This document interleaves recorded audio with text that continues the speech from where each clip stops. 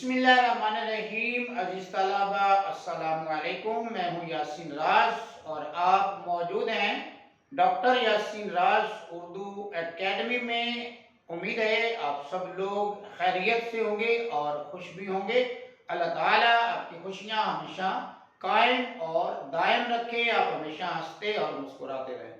अजीज तलबा, आज के सबक में हमने जो चीज़ पढ़नी है वो जो फर्स्ट ईयर की उर्दू की बुक है, जो हमारा नया सिलेबस आया है, उसकी जो दूसरी नज़्म नात है, उसकी एक्सरसाइज में, उसकी मश्क में ये सनत तलमी के हवाले से चंद बातें जो है वो मरकूज हैं, उनका जिक्र किया गया है।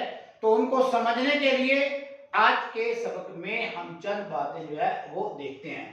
अजीज तलबा, ये जो तलमी है ये इल्मे बदी का हिस्सा है, यानी कि इसका शुमार इल्मे बदी में होता है। और तलमी अरबी जुबान का लफ्ज है और इसके जो लफ्जी मानी है वो है इशारा करना। अजीज तलबा, एक बात आपने जो है वो ज़हन में रखनी है कि लफ्ज के जो है वो लुग़वी मानी होते हैं, लफ्जी मानी होते हैं, बुनियादी मानी होते हैं, हकीकी मानी होते हैं। ये जो तमाम तरह के मानी हैं ये एक ही तरह के मानी होते हैं, यानी कि जो उसके बुनियादी मानी है, असली मानी है, लुग़वी मानी है, या आप कह सकते हैं कि हकीकी मानी है, ये एक ही तरह के मानी होते हैं। उसके अलावा जब लफ्ज इस्तेमाल होता है, बाज़ औक़ात इस्तिलाही मानों में इस्तेमाल होता है और बाज़ औक़ात मजाजी मानों में हम लफ्ज का इस्तेमाल करते हैं। बाज़ औक़ात लफ्ज अपने जो है वो तशबीहाती मानी देता है, उसके बाद या इस्तिआराती बाद और लफ्जों में या और मानों में हम एक लफ्ज को इस्तेमाल करते हैं। लेकिन एक लफ्ज के जो लुग़वी, हकीकी, आप कह सकते हैं असली, बुनियादी या लफ्जी मानी, वो एक ही तरह के होते हैं। तो इसके जो लफ्जी मानी है वो इशारा करना। तो इसी तरह ये जो तलमी है इसकी जो उन्होंने तारीफ की है वो इस तरह है कि जब कलाम में, ये तारीफ आपकी किताब के अंदर जो है वो पेज नंबर 7 पे जो न्यू बुक आई उसके अंदर जो है ये मौजूद है, उसको जरा देख लीजिएगा। जब कलाम में किसी तारीखी, कुरानी, मजहबी या किसी समाजी वाक़या को चंद लफ्जों में इशारतन यूं बयान किया जाए कि सारा वाक़या ताज़ा हो जाए तो उसे तलमी कहते हैं, या उसको तलमी कहते हैं। मसलन अजीज तलबा, हम जो है उसको दोबारा लफ्जों को देखते हैं और चंद बातें जो है वो सीखते हैं। यानी कि जब हम किसी चीज की तरफ इशारा करते हैं, और वो कैसे है, तारीखी भी हो सकता है वो इशारा, तारीखी भी हवाला हो सकता है, कुरानी हवाला भी हो सकता है, और मजहबी हवाला भी हो सकता है, समाजी यानी कि हमारे समाज के हवाले से भी कोई वाक़या हो सकता है। उसका तरफ जो है वो जब इशारा जो है वो हम करते हैं, और फिर जब हम इशारा करते हैं तो वो पूरा वाक़या हमारे ज़हन में आ जाता है, क्योंकि हमने वो पहले सुन रखा होता है, हमें उसके बारे में मालूम होता है। तो सिर्फ इशारा करने से वो पूरी तफसील, डिटेल या पूरा वाक़या हमारे ज़हन में आ जाता है। अब हमने यहाँ पे उसकी जो है वो मिसालें पेश की हैं। अगर यहाँ पे अजीज तलबा चार शेर है हमारे पास। अगर अजीज तलबा आप देखें कि ये वाक़यात हमने अगर सुन रखे हैं, ये चारों मुख्तलिफ जो है वो वाक़यात हैं, इन शेरों में जो है वो इशारा किया गया है, तो लफ्ज़ के इस्तेमाल से हम उसकी डिटेल को जो है वो ऑटोमेटिकली समझ जाते हैं। पहला शेर है, इब्ने मरियम हुआ करे कोई, मेरे दुख की दवा करे कोई।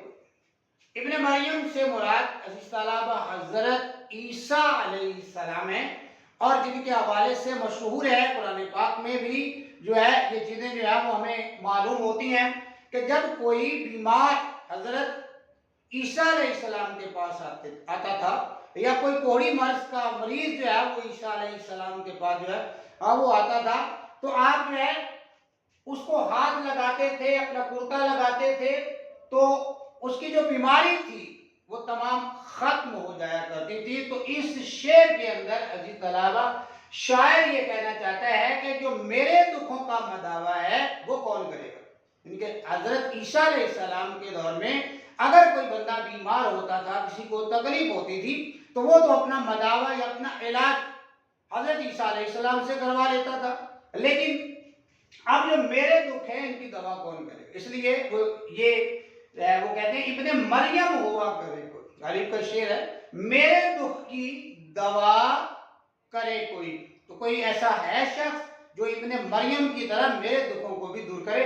تو جب ہم یہ ابن مریم ہوا کرے کوئی تو کی طرف اشارہ جب ہوتا ہے تو ہم پوری تفصیل جو ہے وہ سمجھ جاتے ہیں کہ حضرت عیسیٰ علیہ السلام جو ہیں وہ کیسے جو ہے وہ مریض لوگوں کو یا بیمار لوگوں کو تندرست کیا کرتے تھے۔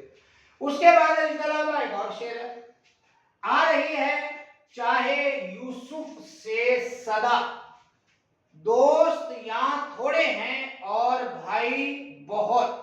تو اس کے علاوہ یہاں جو ہے وہ آپ نے دیکھنا ہے لفظ ہے چاہے یوسف، چاہ جو ہے وہ اس کے علاوہ کہتے ہیں کنویں کو، چاہ کس کو کہتے ہیں؟ کنویں کو۔ یہ وہ والی چاہ نہیں ہے جس کے حوالے سے ہم کہتے ہیں کہ اس چاہ کو چاہ میں ڈال، اس چاہ کی ہم کو چاہ نہیں، یہ وہ والی چاہ نہیں، بلکہ آ رہی ہے چاہے یوسف سے صدا، یعنی چاہ کنواں ہے اور اس کنویں کی طرف اشارہ ہے یا اس کنویں کی بات ہو رہی ہے جس کنویں میں حضرت یوسف علیہ السلام کو ان کے بھائیوں نے جو ہے وہ گرایا تھا۔ تو جب چاہے یوسف کا تذکرہ ہوگا تو وہ پورا واقعہ، جیسے وہ بھائی جو ہے وہ گھر سے لے جاتے ہیں، ان سے حضرت یوسف علیہ السلام سے جو ہے ان کو جیلسی ہوتی ہے اور پھر جو ہے وہ حضرت یوسف علیہ السلام کو جو ہے وہ کنویں کے اندر پھینک دیتے ہیں اور اس کا کرتا جو ہے وہ اپنے جو ہے والد محترم حضرت یعقوب علیہ السلام کے پاس لے جاتے ہیں، اس کو خون لگا ہوتا ہے، کسی بھیڑیے کا خون لگا دیتے ہیں اور کہتے ہیں یا کسی بھی چیز کا خون لگا دیتے ہیں اور کہتے ہیں کہ حضرت یوسف علیہ السلام کو بھیڑیا کھا گئے۔ تو جب چاہے یوسف کا تذکرہ ہوتا ہے تو وہ حضرت یوسف علیہ السلام کے ساتھ جو واقعہ پیش آیا تھا وہ پورا واقعہ انسان کے ذہن میں آ جاتا ہے، اس واقعے کی طرف اشارہ جو ہے وہ ہو جاتا ہے۔ آ رہی ہے چاہے یوسف سے صدا، دوست یہاں تھوڑے ہیں اور بھائی بہت، کیونکہ حضرت یوسف علیہ السلام کو آپ کے بھائیوں نے جو ہے وہ کنویں میں پھینکا تھا۔ اسی طرح اس کے بعد اگلا شعر، بے خطر کود پڑا آتش نمرود میں عشق، عقل ہے محو تماشائے لبے بام ابھی۔ تو اسی طرح آتش نمرود جو ہے، عقل ہے محو تماشائے لبے بام، یہاں میرا خیال ہے بھی آنا، اسی طرح چیک کر لیجئے گا، عقل ہے محو تماشائے لبے بام ابھی۔ تو آتش نمرود عزیز طلبہ یہ وہ آگ ہے جو نمرود نے جلائی تھی حضرت ابراہیم علیہ السلام کو جلانے کے لیے، حضرت ابراہیم علیہ السلام کو آگ میں پھینکنے کے لیے۔ تو یہ جب آتش نمرود کا تذکرہ ہوتا ہے یا آتش نمرود کا لفظ ہم سنتے ہیں تو وہ پورا واقعہ، وہ نمرود کا پورا واقعہ، حضرت ابراہیم علیہ السلام کا پورا واقعہ ہمارے ذہن میں آ جاتا ہے، کیونکہ آتش نمرود سے حضرت ابراہیم علیہ السلام جو ہے ان کی طرف جو ہے وہ اشارہ ہوتا ہے جب ان کو جو ہے وہ پھر اس آگ کے اندر جو ہے وہ پھینکا جاتا ہے۔ اسی طرح اس کے بعد چوتھا جو ہمارا شعر ہوا ہے، کیا فرض سب کو ملے ایک سا جواب، کیا فرض سب کو ملے ایک سا جواب، آؤ نہ ہم بھی سیر کریں کوہ طور کی۔ حضرت موسیٰ علیہ السلام کے حوالے سے جو ہے عزیز طلبہ یہاں پر جو ہے وہ بات ہو رہی ہے اور شاعر کہتا ہے کہ ضروری نہیں ہے کہ جو جواب حضرت موسیٰ علیہ السلام کو اللہ تعالیٰ کی طرف سے ملا تھا ہمیں بھی وہی جواب ملے، یہ ممکن نہیں ہے، لہذا ہمیں بھی کوہ طور کی سیر کرنی چاہیے۔ ممکن ہے ہم کوہ طور پہ جائیں اور اپنا مقصد پانے میں کامیاب ہو جائیں۔ وہ مقصد کیا تھا؟ حضرت موسیٰ علیہ السلام نے کوہ طور پہاڑ پہ جا کر جو ہے اللہ تعالیٰ سے جو ہے وہ عرض کی تھی، درخواست کی تھی کہ یا اللہ میں آپ کا دیدار کرنا چاہتا ہوں، میں آپ کو دیکھنا چاہتا ہوں۔ تو اللہ تعالیٰ نے کیا ارشاد فرمایا؟ اللہ تعالیٰ نے فرمایا لن ترانی، اے موسیٰ علیہ السلام تو نہیں دیکھ سکتا۔